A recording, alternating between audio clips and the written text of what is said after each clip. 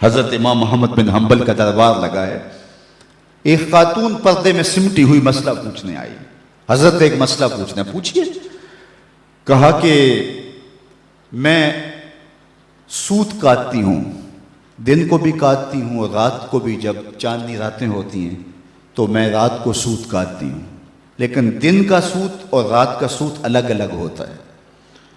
کبھی کبھی ہوتا ہے کہ بازار سے بادشاہ کی سواری گزرتی ہے اور سواری کے گزرنے کی وجہ سے ماحول میں روشنی زیادہ ہو جاتی ہے, تو اس میں جو سوت ہوتا ہے وہ کوالٹی میں بہتر ہوتا ہے, اور میں جو اس روشنی میں کاتا ہے اور جو چاند کی چاندنی میں کاتا ہے ان کو اکٹھے ملا کے فروخت کر سکتی ہوں.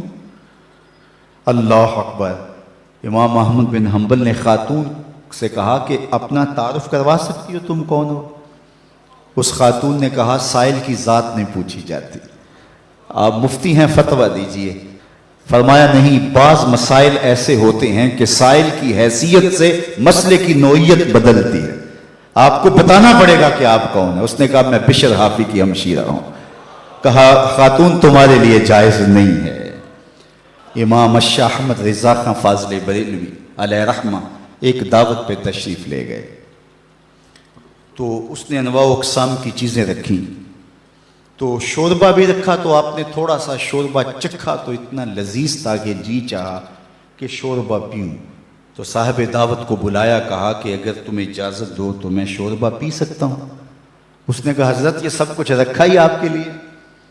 کہا نہیں, شوربے کا عرف معقول ہے, مشروب نہیں.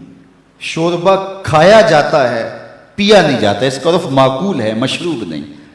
تم نے شوربہ تیار کیا ہے کھانے کے لیے, سالن کے طور پہ, اور اگر میں پی لوں اور میرے دیکھا دیکھی باقی بھی پینے لگے تو شوربہ تو ایک جھٹکا بھی نہیں لے گا اور تمہیں شرمندگی ہوگی.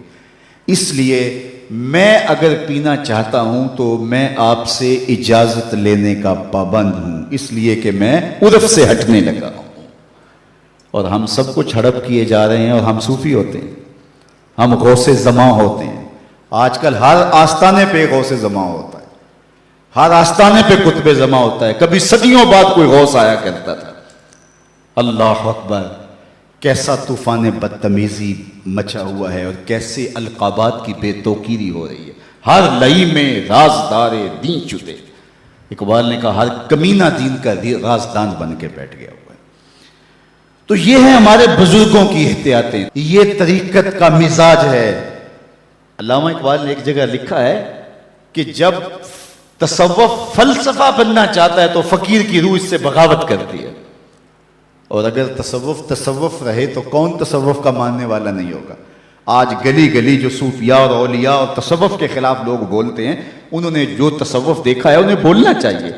اگر حاتم السم کا تصور پیش کیا جائے, اگر احمد بن حنبل کا تصوف پیش کیا جائے, اگر اعلی حضرت کا تصوف پیش کیا جائے, تو وہ کہیں گے اس تصوف پہ تو ہماری جان بھی قربان. تو یہ تصوف کی حقیقی روح ہے, یہ تصوف کا حقیقی رنگ ہے. لوگوں کو اذیت میں مبتلا نہ کیا جائے, لوگوں کو تکلیف میں مبتلا نہ کیا جائے, لوگوں کو راحت پہنچائی جائے.